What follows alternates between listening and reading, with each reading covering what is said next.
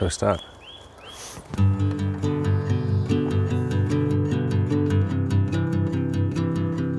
It's an interesting part of the creative process when you finally get to put the tracks down, because you've already written the words and the music if you're lucky, you know, and then you find yourself locked in the studio with all sorts of interesting instruments. We brought along the vibraphone this time, and there's the timpani, and of course we've got all the usual things, the concertina and the double bass, and then we just kind of throw things at the songs and see what fits.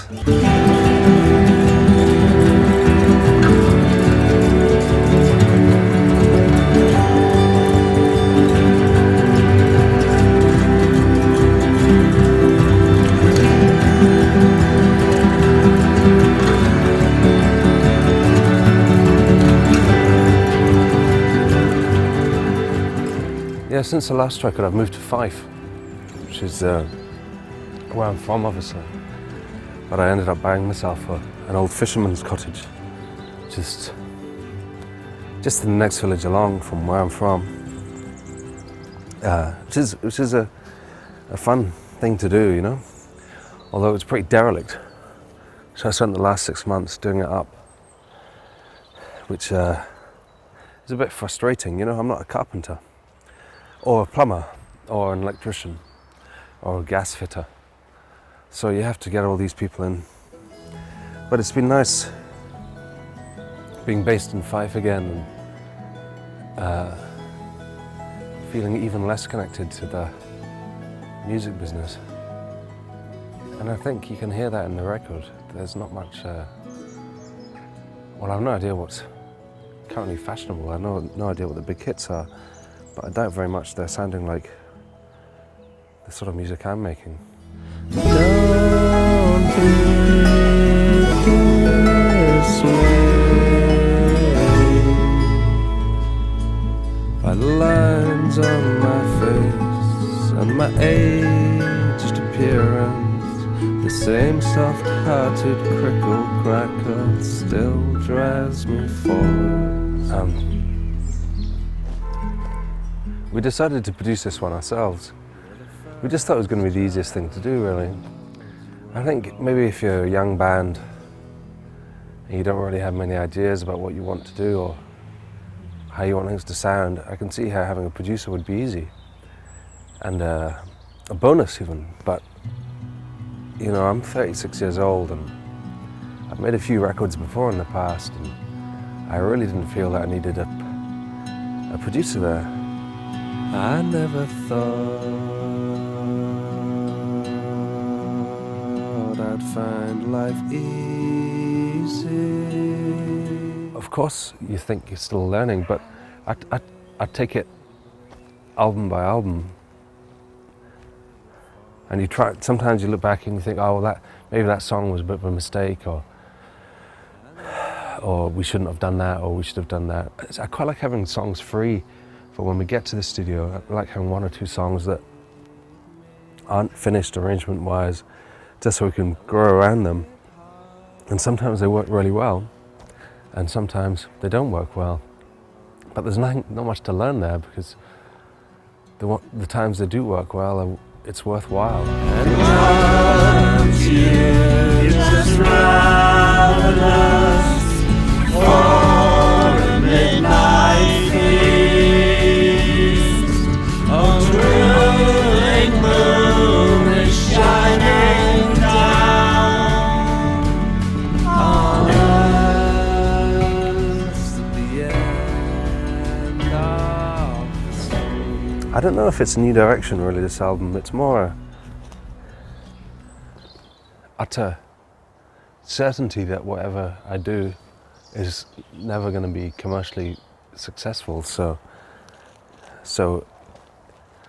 the direction I can take is just concentrate fully on the music and not worry at all about anything else. And that's what people will say quite a lot, and it's certainly something that I've always felt. But despite the fact my records sell, they don't. They've never been huge hits. So I don't really feel there's a huge pressure on the follow-up. I just think it's just making a record, you know. And it's the same idea behind this idea that it's been behind all the records, which is just to try and make it as beautiful as possible.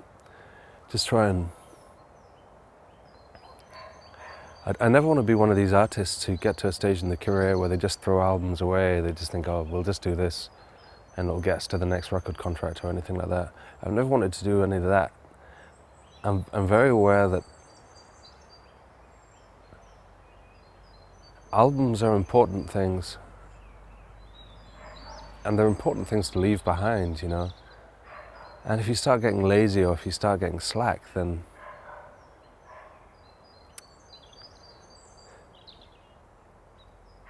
I'd be ashen-faced if I thought I was going to release an album that wasn't up to standard.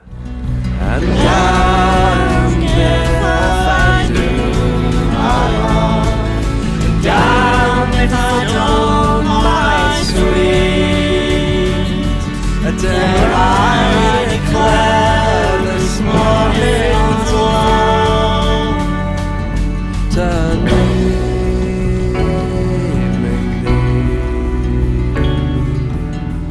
Oh yeah, I'm very happy with the songs, yeah. Oh yeah, there's some amazing songs. When the Haar rolls in, I think is one of my strongest songs. They capture the horse, a wandering, temptation. There's some really... Of course there's Tortoise Regrets Hair as well, the pop song. Every album needs a pop song. Of course I say it's a pop song, but when I know when I play it to Domino Records, they'll just laugh at me and say, have you heard the pop charts recently? That's not a pop song. But in my ears, it's a pop song, you know? It's got a chorus. It's got some nice violin on it. That's the mark of a pop song, surely. I'll teach you all that this city has taught me. I'll bore you around this city's boundaries. A tortoise regrets hair. Tortoise regrets hair. Fox takes hair.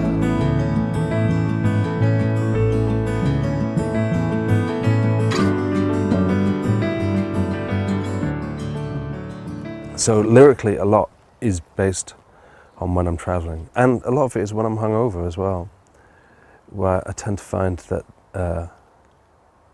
I view the world in a slightly more flavoursome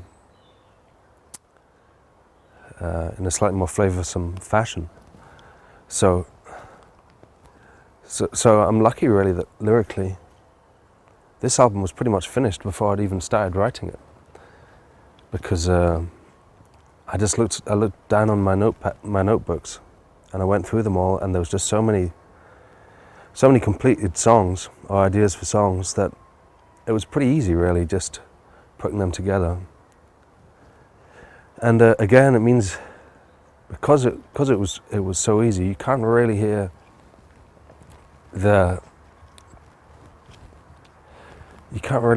process of songwriting on this album so much. You know, there's not so many chords and choruses, and everything just kind of sounds a little like it's just appeared on the page, and that's kind of the way it is, and that's the way I like it. I thought I'd see you up the Berks of Aberfeldy, as if some common thoughts would bring us together 10 years later, for nothing really, just to look, just to drink you in. I carry a memory like a bag full of feathers, once stuck in the back of my throat, but now a warming dream. Finally. If there's a song, if there's a melody, if there's a lyric that I think is really special, it can become... You become really careful not to break the song. So you're just putting feathers on it the whole time, you know, because you don't want to put anything too heavy on it, because it'll just smash the song and you'll lose the song.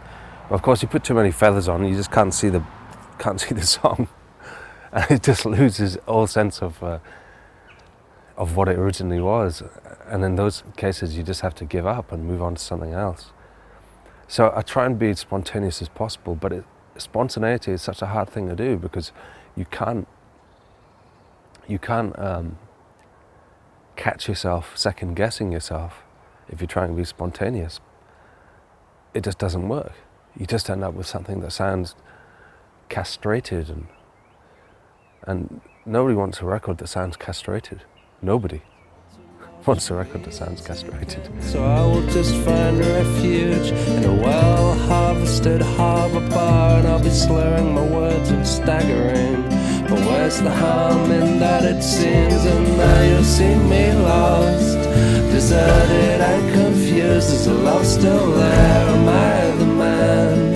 Am I the man that you imagine? The temptation is right to follow your lead, colour your eyes, to take your chances, to take your chances whilst you have them. So with the songs, I have to be very careful not to go with the first draft, but not to invest too much thought or weight in them, because it does threaten them. But then again, I'm lucky because I'm in this situation where I'm not really expected to make a hit record. So I'm not really looking for pop songs or even songs of a specific genre. So if there is ever any weight, it's only ever from me. The pressure's only ever from me. It's never from Domino or the band or Marcus Garvey or anyone really. It's just pressure on me to keep the quality of the records up.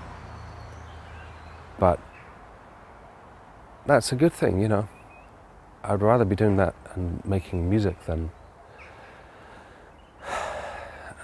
building an extension on my house badly, which would, sure as beans, leak in the winter.